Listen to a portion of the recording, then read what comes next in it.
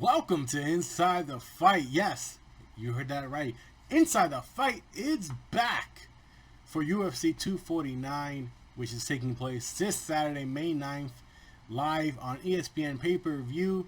It is an interesting time to be in because, as everyone should already know, most of the U.S. is in lockdown, with some states getting some light restrictions lifted. But should this fight card even be happening? If it's my opinion, I say no. I think the safety of everyone should be considered.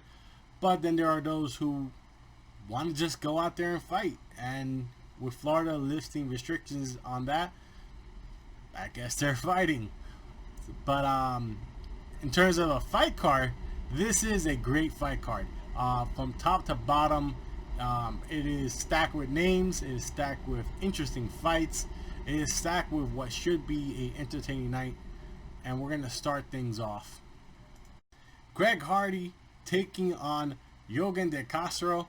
Hardy, who is 5-2-1, is looking to rebound after two back-to-back disappointing fights, where he technically had a fight won, but then lost it because of an inhaler being used during the fight. And then his last fight was a very disappointing 5-round decision loss to Alexander Volkov. Yorgan, who is looking at his second UFC fight, looks to improve to 7-0 with a victory over Greg Hardy.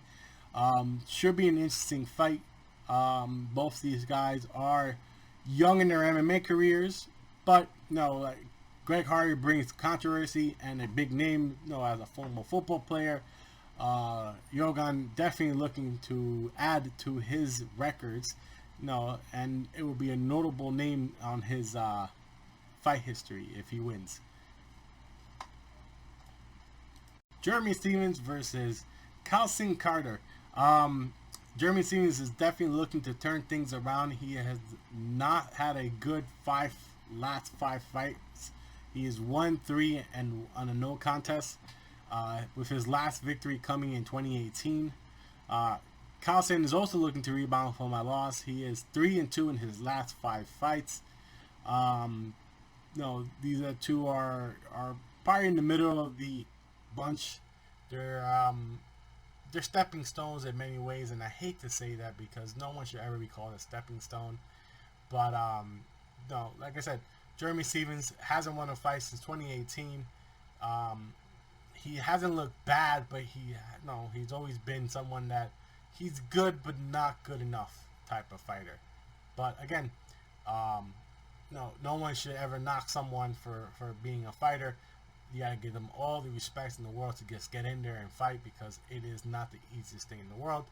But this should be an interesting fight because both these fighters are looking to rebound. What should be one of the most interesting fights on this card: Francis Ngannou versus Jairzinho Rozenstruik. I hope I said that right, because that's a hard name to pronounce. This should be an interesting fight, especially because both these fighters fight with their fists. They're knockout people.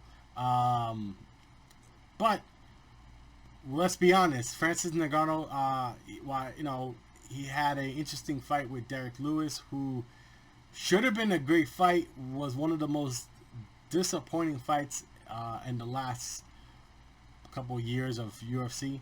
Ngannou is one of the most powerful fighters in the UFC, but when he has to fight someone with probably just as powerful or more, he gets gun shy because you don't want to get knocked out. Francis does have a 5-fight win streak over some pretty big names, including two former UFC heavyweight champions, Junior Dos Santos and Cain Velasquez. Now, one could argue that both Dos Santos and Cain are well past their best days, but it's still an impressive name collection to have. Like I said, Ngannou has crazy power and can knock anyone out. Jairzinho, he's 10-0, 9 wins by knockout, with his last one being against Alistair Overeem, which showed a lot of heart and determination because it came in the 5th round. Should have had that fight been stopped sooner? Maybe. But again, I'm a advocate of letting the fighters fight, and he knocked out Overeem brutally, splicing his lip open. This, on paper, is gonna be an interesting fight. Would it be a great fight when it comes to it? We don't know, but hopefully both these fighters come out swinging for the fences, and we get a knockout victory for one of these two. The co-main event, Henry Cejudo versus Dominick Cruz. Henry Cejudo is riding a 5-fight win streak, which saw him win the flyweight and bantamweight championships, where he became the triple champ, as he calls. He's looking to add to his legacy with a fight with one of the best bantamweight champions of all time in Dominick Cruz. Now, Dominick Cruz has not fought since 2016, where he lost the bantamweight title. Some are arguing, why is Dominick Cruz getting a title shot? Well, he's Dominick Cruz. No, he's a guy who you could count on. Even though he hasn't fought in 4 years, basically, three and a half, basically 4. Dominick Cruz, you're never gonna say no to a title fight. This is gonna be a very good fight. Hopefully, there's no cage rush for Dominick.